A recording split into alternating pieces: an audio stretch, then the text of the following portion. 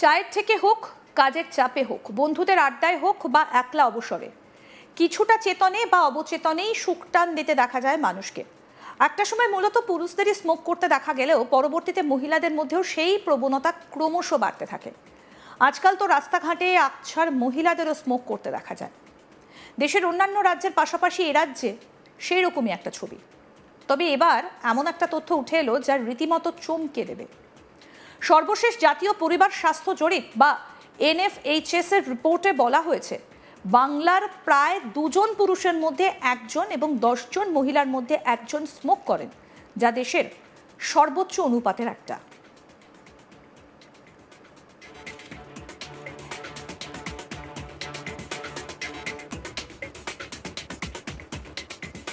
কলকাতায় এই পরিসংখ্যান আরও ভয়াবহ।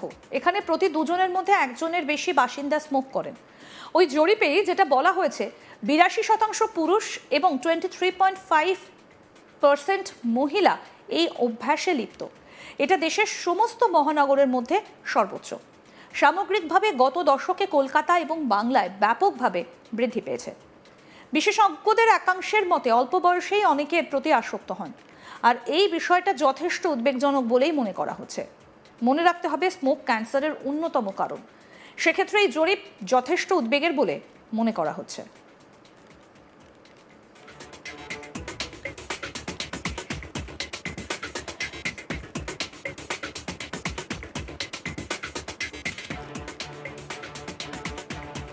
এই মুহূর্তে দাঁড়িয়ে সমাজের বিভিন্ন স্তরে এই স্মোকিংয়ের প্রবণতা অদ্ভুতভাবে বৃদ্ধি পেয়েছে। কাজের চাপে হোক কিংবা আড্ডায়, বিশেষ করে অনেকের ক্ষেত্রেই ফ্যাশন হয়ে দাঁড়িয়েছে। বন্ধুদের আড্ডায় হোক কিংবা একলা অবসরে, কিছুটা চেতনে বা কিছুটা অবচেতনে এই সুখ টান দিতে দেখা যায় অনেককেই।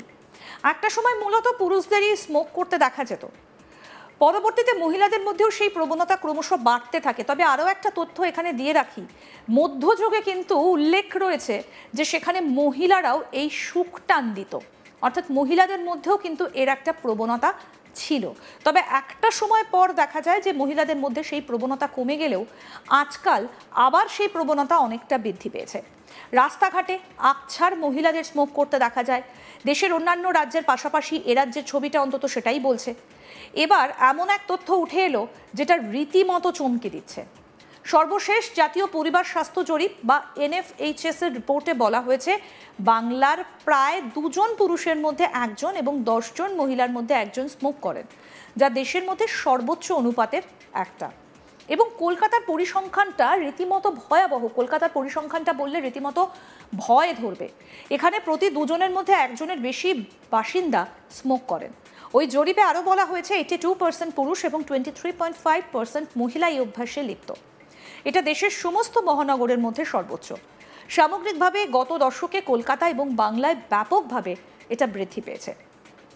এবং আরও একটা গুরুত্বপূর্ণ বিষয়, এই স্মোক কিন্তু যথেষ্ট পরিমাণে মেয়েদের কাছে একটা শারীরিক ক্ষতির কারণ।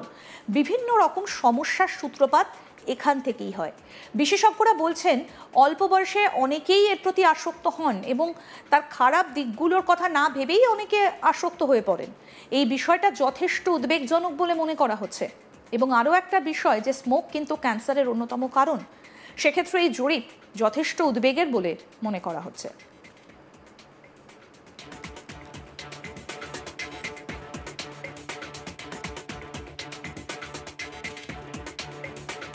ক্ষতি জেনেও প্রচুর পরিমাণে এই স্মোকিংয়ের প্রবণতা বাড়ছে।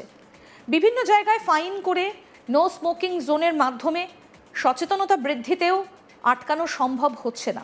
বিভিন্ন রকম প্রচেষ্টা বিভিন্ন ক্ষেত্রে নেওয়া হয়, সরকারের তরফ থেকে নেওয়া হয়, প্রশাসনের তরফ থেকে নেওয়া হয়, বিভিন্ন NGO তারাও এই ধরনের নানা রকম সচেতনতা বৃদ্ধির কাজ করে থাকেন। কিন্তু তারপরেও মানুষ সচেতন হচ্ছে কই, সেই প্রশ্নটা কিন্তু থেকেই যাচ্ছে।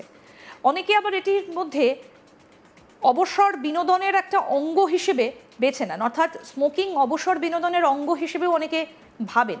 চায়ের থেকে হোক, কাজের চাপে হোক বা বন্ধুদের আড্ডায়, একলা অবসরে, কিছুটা চেতনে বা অবচেতনে এই সুখ টান দিতে দেখা যায় প্রচুর মানুষকে। একটা সময় পর্যন্ত এটা পুরুষদের আঙুলেই সীমাবদ্ধ ছিল, কিন্তু বর্তমানে পুরুষদের গণ্ডি ছাড়িয়ে এটা মহিলা মহলেও কিন্তু যথেষ্ট পরিমাণে জনপ্রিয়। তবে এর খারাপ দিকটাও কিন্তু অবশ্যই ভাবতে হবে। আরও আপডেট পেতে দেখতে থাকুন আজ তাক বাংলা। সাবস্ক্রাইব করুন, নোটিফিকেশন পেতে বেল বাটন অপশন প্রেস করুন, হোয়াটসঅ্যাপও ফলো করুন আজ তাক বাংলা।